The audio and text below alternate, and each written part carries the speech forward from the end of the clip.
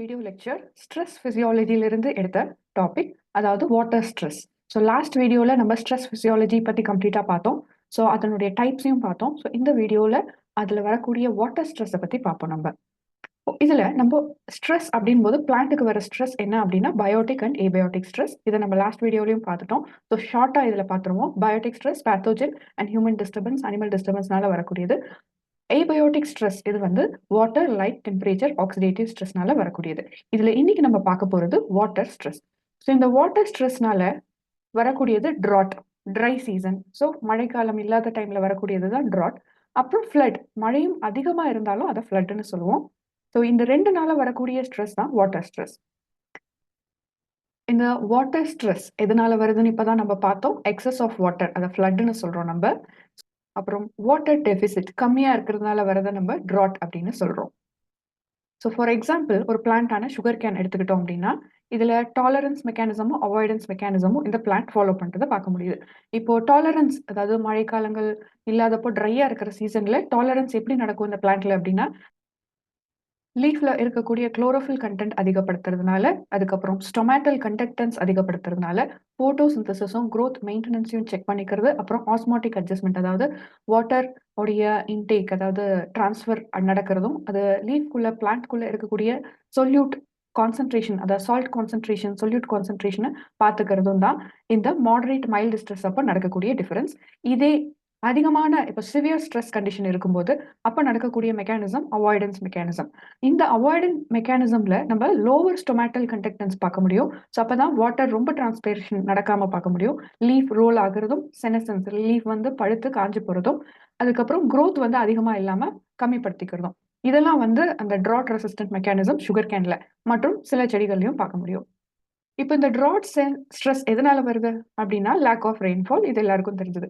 இந்த ட்ராட் ரெசிஸ்டன்ஸையே நம்ம lack of rainfall மட்டும் இல்லாம சலைனிட்டி ஜாஸ்தி இருக்க சாயில்லையும் பார்க்க முடியும். இப்போ நம்ம பிசிக்கல் ட்ராட்னு எதை சொல்றோம் அப்படின்னா, இந்த ப்ரொலாங்டு ட்ராட் கண்டிஷன், ரொம்ப நாளா இருக்கக்கூடிய வறட்சியை தான் நம்ம பிசிக்கல் ட்ராட் அப்படின்னு சொல்றோம். இந்த டேர்ம்ஸ் எல்லாம் தான் நம்ம வந்து ஞாபகம் வச்சுக்க வேண்டியது. இந்த பிசிக்கல் ட்ராட், அப்புறம் பிசியாலஜிக்கல் ட்ராட் அப்படின்னா இது சலைன் ஹேபிட்ல வளரக்கூடிய பிளான்ட்ல பார்க்கக்கூடிய ட்ராட் மெக்கானிசம். எதனால அப்படின்னா ஹை சால்ட் கான்சன்ட்ரேஷன் அதிகமா இருக்கிறதுனால. இதுல வாட்டர் கண்டென்ட், வாட்டர் ட்ராட் இல்லை, பட் சலைனிட்டினால வாட்டர் இன்டேக் எடுத்துக்க முடியாத ஒரு சூழ்நிலை பிளான்ட்டுக்கு, அதை பிசியாலஜிக்கல் ட்ராட் அப்படின்னு சொல்றோம். அடுத்தது லோ டெம்பரேச்சர் ரொம்ப லோவா இருந்தா கூட நம்மளுக்கு இந்த வாட்டர் ஸ்ட்ரெஸ் வரக்கூடும்.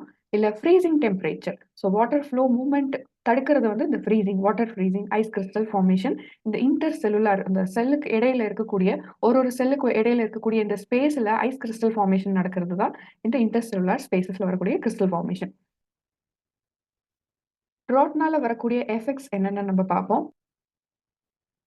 ஒரு பிளான்ட்ல இருந்து நம்ம டிரான்ஸ்பிரேஷன் மூலமா ரிமூவ் ஆகக்கூடிய வாட்டர் இல்லைங்களா, அந்த வாட்டர் ரிமூவ் ஆகுறதுனால பிளான்டோடைய செல்ஸ்குள்ள சொல்யூட் கான்சன்ட்ரேஷன் அதிகமாயிடுது.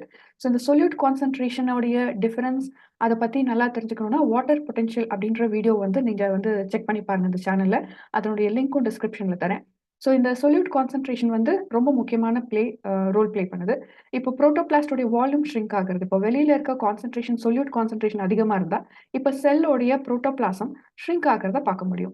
ஸோ இந்த வெளியில இருக்கக்கூடிய சால்ட் கான்சன்ட்ரேஷனால புரோட்டோபிளாசம் உடைய செல் ஷ்ரிங்க் ஆகி டேமேஜ் ஆகிறத பார்க்க முடியும். இப்படி ஷ்ரிங்க் ஆகி டேமேஜ் ஆகுறதுனால ஹோல் பிளான்டோடைய பிளான்டோடைய மெட்டபாலிசமும் பாதிக்கப்படும். ஸோ அதனால வரக்கூடியது தான் இந்த ட்ராட் ஸ்ட்ரெஸ்னால வரக்கூடிய ப்ராப்ளம். அடுத்தது இந்த செல் மெம்பரன் இருக்கு இல்லைங்களா, செல் மெம்பரனை தான் ஃபர்ஸ்ட் ஏபியோட்டிக் ஸ்ட்ரெஸ்ஸுக்கான டார்கெட். செல்குள்ள இருக்கக்கூடிய ப்ரோட்டீன்ஸும் வந்து டெசிகேஷனால அஃபெக்ட் ஆகப்படுது. இந்த ப்ரோட்டீன் டெஃபிஷனாலையும் நம்மளுக்கு இந்த பிளான்டோடைய ஃபங்க்ஷன், மெட்டபாலிசம் பாதிக்கப்படுது. இந்த பிளான்டோடைய ஸ்ட்ரக்சர் ஃபார்மேஷன் மாறுறதுனால போரஸ் நேச்சர் அதிகமாயிடுது. இந்த போரஸ் நேச்சரும் இந்த டெசிகேஷன்ல பாதிக்கக்கூடிய ஒன்று. அதுக்கப்புறம் இந்த போட்டோசிந்தசிஸும் இந்த நைட்ரஜன் மெட்டபாலிசம் உடைய ரிடக்ஷனும் நம்ம ட்ராட்னால பார்க்க முடியும். இப்போ ஒரு பிளான்ட்ல ட்ராட் சீசன்ல சர்வைவ் ஆகக்கூடிய பிளான்ட் என்ன மாதிரி ஒரு டிஃபரன்ஸ் காட்டும் அப்படின்னா, அதிகமான அப்சசிக் ஆசிட் ப்ரொடியூஸ் பண்ணும். ஸோ இந்த அப்சசிக் ஆசிட் பிளான்ட் ஹார்மோன்ஸ்ல ஒன்று. ஸோ இந்த ஹார்மோன்ஸ் கிரியேட் பண்றதுனால இந்த அப்சசிக் ஆசிட் போய் ஸ்டொமேட்டாவை க்ளோஸ் பண்ற வேலையை பார்க்கறது. அதனால இந்த வாட்டர் ட்ராட்டை வந்து எவாப்ரேஷனை கண்ட்ரோல் பண்ணக்கூடியது. அதனால இந்த அப்சசிக் ஆசிட் ஸ்ட்ரெஸ் ஹார்மோன் அப்படின்னு நம்ம சொல்றோம். இதை வந்து பிளான்ட்லேயே உருவாகும். பட் இன்கேஸ் சம் பிளான்ட்ஸ்ல அதனால உருவாக்க முடியாது அப்படின்ற பட்சத்தில் நம்ம வந்து எக்ஸ்டர்னல் அப்ளிகேஷனாகவும் கொடுக்க முடியும் இந்த ஆப்சிசிக் ஆசிட். ஸோ அப்படி கொடுக்கறதுனால இந்த ஸ்டொமேட்டல் ஓப்பனிங்கை கண்ட்ரோல் பண்ண முடியும் இந்த ட்ராட் அண்ட் ட்ரை சீசன்ல. இப்போ இந்த ஆஸ்மாட்டிக் அட்ஜஸ்ட்மெண்ட் எப்படி நடக்குது அப்படின்னு பார்ப்போம். அதில் தான் வரக்கூடியது இந்த வாட்டர் பொட்டன்ஷியல். இப்போ வாட்டர் பொட்டன்ஷியல் வாட்டரை எக்ஸ்ட்ராக்ட் பண்ண முடியாது அப்படின்னா இந்த சலைனிட்டி நேச்சர்லையும் சரி, ட்ராட் சீசன்லையும் சரி. ஸோ எப்போ வந்து சாயில்ல இருந்து பிளான்ட் எக்ஸ்ட்ராக்ட் பண்ண முடியாது அப்படின்னா ரூட்டோடைய வாட்டர் பொட்டன்ஷியல் சரௌண்டிங் சாயிலுடைய வாட்டர் பொட்டன்ஷியலை விட கம்மியாக இருக்கும்போது தான் நம்மளுக்கு இந்த வாட்டர் பொட்டன்ஷியல் கம்மியாக இருக்கிறதுனால நம்மளுக்கு ரூட்டுக்கு வந்து டிரான்ஸ்ஃபர் ஆகாது.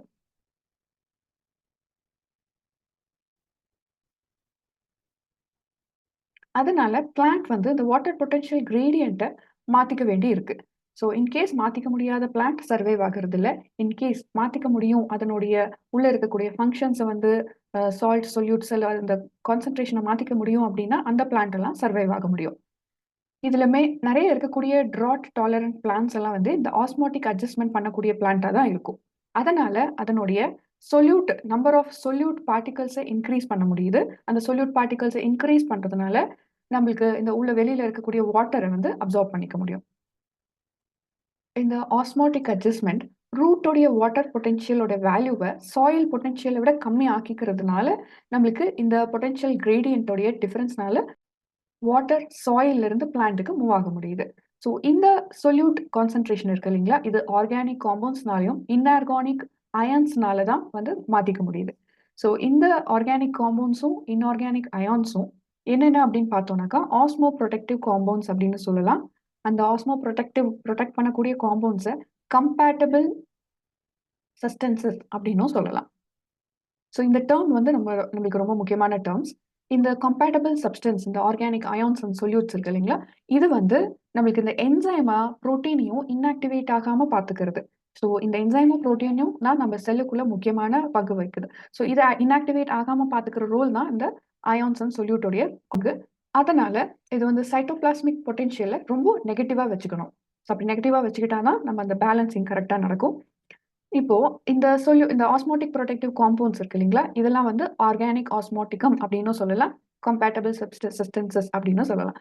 இந்த ஆர்கானிக் ஆஸ்மோட்டிகம் எதுன்னு பார்த்தோம் அப்படின்னா glycine, betaine, proline, trehalose, sorbitol, mannitol, pinitol, myo inositol, glycosyl glycerol, sucrose, நம்மளுக்கு சுக்ரோஸும் வருது பாருங்க, குளுட்டாமேட், பீட்டானைன், இது எல்லாமே இந்த ஆஸ்மோ ப்ரொடெக்டிவ் காம்பவுண்ட்ஸ் தான்.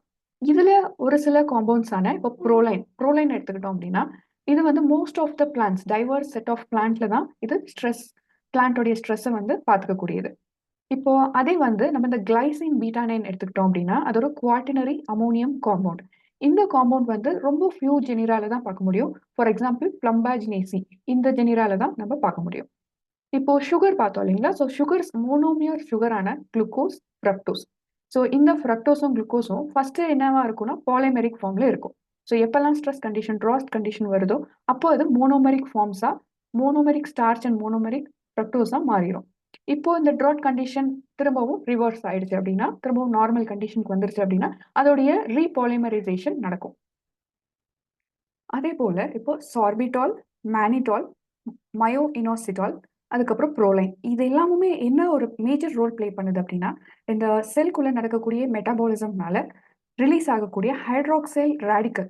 இந்த ஹைட்ராக்சைல் ரேடிக்கல் அதிகமாக ரிலீஸ் ஆகும். இப்போ ஸ்ட்ரெஸ் ட்ராட் கண்டிஷனில் இந்த ஹைட்ராக்சைல் ரேடிக்கல் இந்த எல்லா ஆர்ஓஎஸ், அதாவது ரியாக்டிவ் ஆக்சிஜன் ஸ்பீஷிஸ், இது எல்லாமே அதிகமாக ரிலீஸ் ஆகப்படும். அந்த அதிகமாக ரிலீஸ் ஆகக்கூடியதை ட்ராப் பண்ணி வச்சுக்கிறத இந்த ஆர்கானிக் சொல்யூட்ஸ் அண்ட் அயான்ஸ் எல்லாம் பார்த்துக்கும்.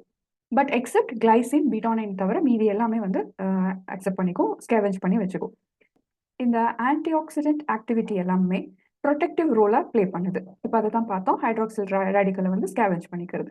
அதுக்கப்புறம் இந்த வந்து நம்ம ஆஸ்மாட்டிக் ஸ்ட்ரெஸ் டாலரன்ஸ் கூடயும் ஆஸ்மாட்டிக் அட்ஜஸ்ட்மெண்ட் கூடயும் நம்ம வந்து கம்பேர் பண்ண முடியாது. இது அதனுடைய தனித்தனி ரோலை வந்து ப்ளே பண்ணிக்கும்.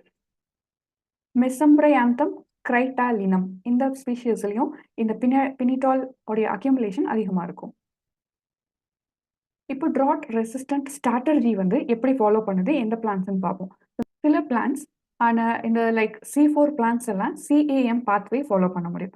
அதாவது சக்குலன்ஸ் அப்புறம் செலைன் கண்டிஷன்ல வளரக்கூடிய பிளான்ஸ் இது எல்லாமே இந்த CAM பாத்வே ஃபாலோ பண்ணும். அதனுடைய மெட்டாபாலிசமை வந்து நம்ம இந்த ஆரிட் என்வரான்மெண்ட்லாம் வளர்றதுக்கு ஏற்ற மாதிரி மாற்றிக்கக்கூடும்.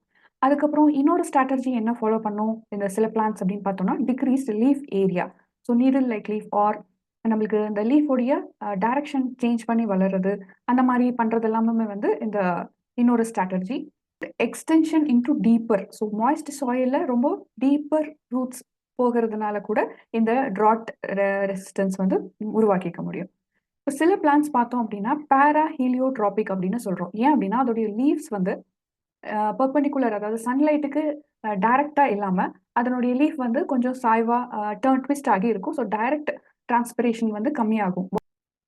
டேர்ம் எந்த மாதிரியான லீஃப் கொண்ட பிளான்ட்ஸுக்கு சொல்லுவோம் அப்படின்னாக்கா, எந்த லீவ்ஸ் எல்லாம் வந்து அதனுடைய நார்மல் பொசிஷன், அதாவது சன்லைட்டுக்கு ஏற்ற மாதிரி அதனுடைய லீஃபை வந்து எக்ஸ்போஸ் பண்ணிக்குதோ அதை வந்து நம்ம டயா ஹீலியோட்ராபிக் அப்படின்னு சொல்கிறோம். ஸோ இந்த டேர்ம்ஸும் நம்ம வந்து ரொம்ப ஞாபகம் வச்சுக்க வேணும். அதுக்கப்புறம் இந்த வாட்டர் டெபிசிட் இன்க்ரீஸ் ஆகிறது வந்து டெபிசிட்டை வேக்ஸ் டெபோசிஷன் மூலியமா தடுக்க முடியும். ஸோ பிளான்ட் இட் செல்ஃப் அதுவே வந்து வேக்ஸ் டெபோசிஷன் அதிகப்படுத்திக்கிறது, ப்ரொடக்ஷன் அதிகப்படுத்திக்கிறது, அப்புறம் இந்த திக்கர் கியூட்டிக்கல் வந்து ப்ரொடியூஸ் பண்ணிக்கிறது. இது எல்லாமே அதனுடைய இன்னொரு ட்ராட் ரெசிஸ்டன்ஸ் ஸ்ட்ராட்டஜி.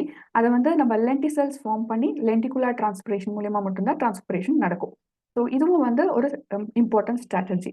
இப்போ ஜீரோஃபைட்ஸில் வீவர் அண்ட் எலமெண்ட் எப்படி கிளாஸிஃபை பண்ணியிருக்காங்கன்னா, இந்த ட்ராட் எஸ்கேப்பிங் பிளான்ஸ் வந்து சில பிளான்ஸை கிளாஸிஃபை பண்ணியிருக்காங்க.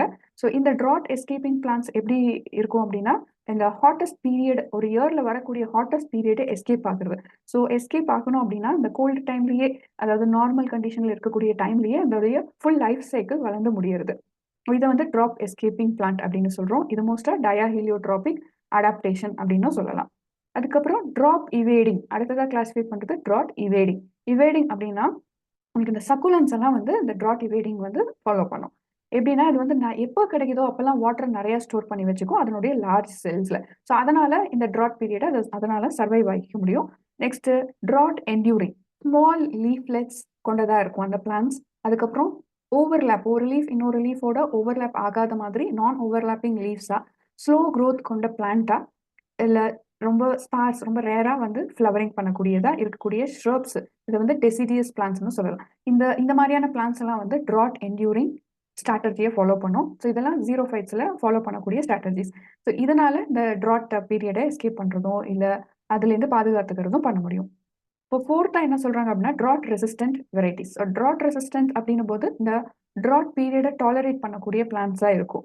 ஸோ ஒரு அதிகமான வேலையும் தாங்கக்கூடிய பிளான்ட்டா, இல்லை அதிகமான செலைனிட்டியும் தாங்கக்கூடிய பிளான்ட்டா வளரும். ஸோ அதனுடைய நேச்சர் எப்படி இருக்கும்னா டீப் அண்ட் வெல் பிரான்ச்டு ரூட்ஸாக இருக்கும்.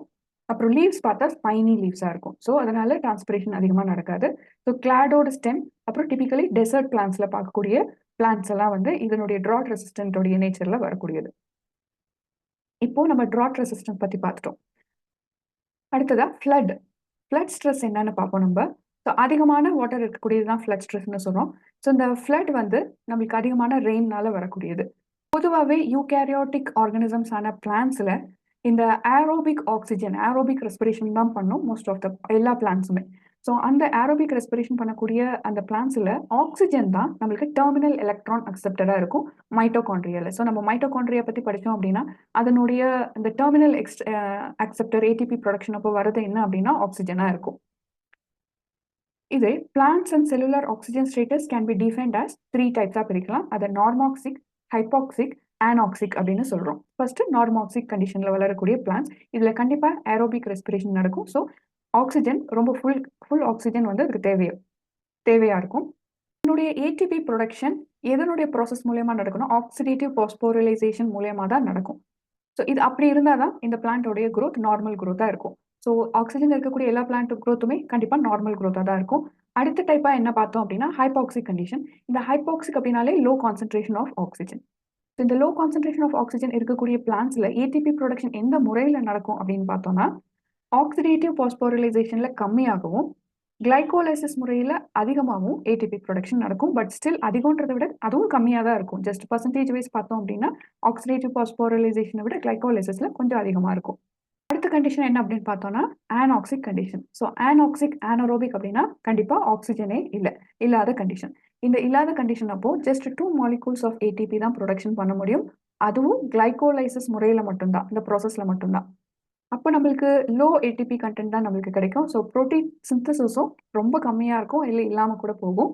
இந்த டிவிஷன் எலாங்கேஷன் இது எல்லாமே வந்து நடக்கிறது கஷ்டம். ஸோ இந்த கண்டிஷனில் இருக்கக்கூடிய பிளான்ஸ் இல்லை இந்த கண்டிஷன் வரக்கூடிய டைமை தான் ஆனாக்சிக் கண்டிஷன் இல்லை anaerobic கண்டிஷன் அப்படின்னு சொல்கிறோம். ஸோ அப்போ plants most of the plants வந்து இந்த கண்டிஷனில் இந்த ஷார்ட் டேர்ம் ஃப்ளட்டிங் கண்டிஷனில் சர்வைவ் ஆகணும் அப்படின்னா அதில் சஃபிஷியன்ட் ஏடிபி இருக்கணும். எனர்ஜியான ஏடிபியும் என்ஏடிபி ரீஜென்ரேஷனும் என்ஏடியும் அதிகமாக இருக்கணும்.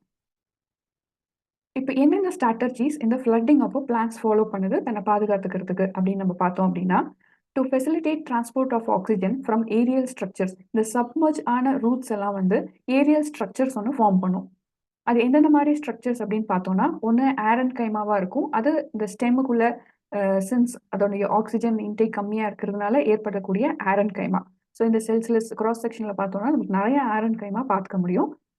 இன்னொன்று வந்து adventitious roots. So apart from deep roots, மேலாக ஸ்டெம்லையோ இல்லை இன் பிட்வீன் நோட்ஸ்லையோ வளரக்கூடியதான் அட்வென்டேஷியஸ் ரூட்ஸ். அதை தவிர நம்மளுக்கு வந்து லென்டிசெல்ஸையும் பார்க்க முடியும். சில பிளான்ட்ஸில் லென்டிசெல்ஸ் ஃபார்மேஷன் நடக்கும். அதாவது திக் லேயர் இருக்கும். லீஃப் ஆர் ஃப்ரூட் ஆர் இந்த ஸ்டெம்மில் எல்லாத்துலேயும் திக் லேயர் இருக்கும். பட் அதுக்கு நடுவில் ஒரு சின்ன சின்ன போர்ஸ் இருக்கும். அதான் லென்டிசெல்ஸ். அதுக்கப்புறம் இந்த ஷாலோ ரூட்ஸ் நம்ம பார்த்தோம் அப்படின்னா இந்த பிக்சரில் நம்ம அப்பார்ட் ஃப்ரம் டீப் ரூட்ஸ் மேலாகையும் ரூட்ஸ் நிறைய வளர்ந்துருக்கும். இப்போ இந்த டீப் ஃபாரஸ்ட்டில் நம்ம இது நிறைய பார்க்க முடியும் இந்த கண்டிஷனை. ஸோ அதனால் அதனுடைய ரெஸ்பிரேஷன் வந்து அதிகப்படுத்திக்க முடியும். இப்போ நியூமேட்டோஃபோர்ஸ் அப்படின்றது நம்ம செலைனிட்டி இருக்கக்கூடிய சாயிலில், இந்த டீப் சாயிலில் எங்கெல்லாம் ஆக்சிஜன் வந்து ஃப்ளோ ரொம்ப இருக்க முடியாதோ அப்போ பார்க்கக்கூடிய ரூட்ஸ் தான் இந்த நியூமேட்டோஃபோர்ஸ். இது வந்து நம்மளுக்கு வந்து இந்த ஆக்சிஜன் அப்சார்ப்ஷனுக்கு ஹெல்ப் பண்ணக்கூடியது. இப்போ இந்த வெட்லேண்ட் ஸ்பீஷஸ் எல்லாம் இருக்கு பார்த்தீங்களா, இதெல்லாம் வந்து அதனுடைய மெட்டபாலிசம் ஆல்டர் பண்ணிக்கிறது, செல்லுலார் மெட்டபாலிசம் ஆல்டர் பண்ணிக்கிறதுனால அதனுடைய சர்வைவபிலிட்டி இன்க்ரீஸ் பண்ணிக்குது. இப்போ ரைஸ் மாதிரியான பிளான்ஸ் இதெல்லாம் நிறைய வாட்டர் இருக்கிற இடத்துல தான் வளரும். வாட்டர் வந்து நிறைய தேவை அதுக்கு இனிஷியலாக வளருதுக்கு. ரைஸ் மாதிரியான பிளான்ஸ் இந்த ஃப்ளட் ரெசிஸ்டன்ட் எப்படி பண்ணிக்கும் அப்படின்னா, அதனுடைய இத்தனாலிக் ஃபெர்மெண்டேஷனை அதிகப்படுத்திக்கிறதுனால, அதுக்கப்புறம் இந்த சீட்லிங் எல்லாம் வந்து அட்வென்டேஷியஸ் ரூட்ஸை வந்து ஃபார்ம் பண்ணிக்கிறதுனால, இல்லை இன்டர்னோடல் ஸ்டெம் உடைய எலாங்கேஷன் அதிகப்படுத்திக்கிறதுனால, அப்புறம் லீவ்ஸை வந்து இந்த அக்வாட்டிக் என்விரான்மெண்ட்டுக்கு ஏற்ற மாதிரி மாற்றிக்கிறதுனால, இந்த மாதிரியான ரைஸ் மற்றும் சில பிளான்ஸ் எல்லாம் வந்து மாடிஃபை பண்ணிக்கக்கூடியது. இப்போ ஹைபாக்சியா அப்படின்னா நம்ம லோ ஆக்சிஜன் கண்டென்ட்ல வளரக்கூடிய பிளான்ஸ். ஸோ இந்த லோ ஆக்சிஜன் கண்டென்ட்ல வளரக்கூடிய சில பிளான்ஸ் வந்து என்ன மாற்றங்கள் ஏற்படுத்திக்கும் அப்படின்னா, அட்வான்டேஜஸ் நோடல் ரூட்ஸ் உருவாக்குறதுனால, அதுக்கப்புறம் அந்த ரூட்ஸ்குள்ள கார்டிக்கல் ஆரன் கைமா ஏற்படுத்திக்கிறதுனால. ஸோ அதனால இது வந்து அந்த மாதிரி லோ ஆக்சிஜன் நம்ம சர்வைவ் ஆகக்கூடியதா இருக்கு. ஆல்ரெடி நம்ம ரைஸ் பிளான்ட்ல பார்த்த மாதிரி எத்தனாலிக் ஃபெர்மெண்டேஷன் ஒரு எத்திலின் ஹார்மோன் ப்ரொடக்ஷன் அதிகப்படுத்திக்கிறதும் இந்த சில பிளான்ட்ஸோடைய ஸ்ட்ராட்டஜியா இருக்கு. ஆனாக்சிக் ரூட்ல வந்து இந்த ஆரன் கைமா கம்மியா பார்க்க முடியும். ஏன் அப்படின்னா நம்ம இந்த இத்திலின் சிந்தசிஸ்னால தான் இந்த டிஃபரன்ஸ் பார்க்க முடியுது. இத்திலின் சிந்தசிஸ் வந்து எபினாஸ்டியை ட்ரிகர் பண்றது. எப்படின்னா இப்போ ஒரு லீஃப் நார்மலா இருக்கக்கூடிய லீஃப் வளைஞ்சுக்கிறதோ இந்த மாதிரியான டிஃபரன்ஸ் எல்லாம் வந்து இந்த இத்திலின் தான் ஏற்படுத்துறது. ஸோ இப்படியெல்லாம் வந்து நம்ம இந்த ட்ராட்ல இருந்து இந்த ஃப்ளட்ல இருந்து பாதுகாத்துக்கிறது. வாட்டர் ஸ்ட்ரெஸ் பத்தி உங்களுக்கு தெளிவா புரிஞ்சிருக்கும்னு நினைக்கிறேன். அடுத்ததா நம்ம வந்து டெம்பரேச்சர் ஸ்ட்ரெஸ் பத்தி பார்ப்போம் நெக்ஸ்ட் வீடியோல. உங்களுக்கு இந்த வீடியோ ரொம்ப யூஸ்ஃபுல்லா இருக்கு அப்படின்னு நினைச்சீங்கன்னா please subscribe and share the knowledge of life science.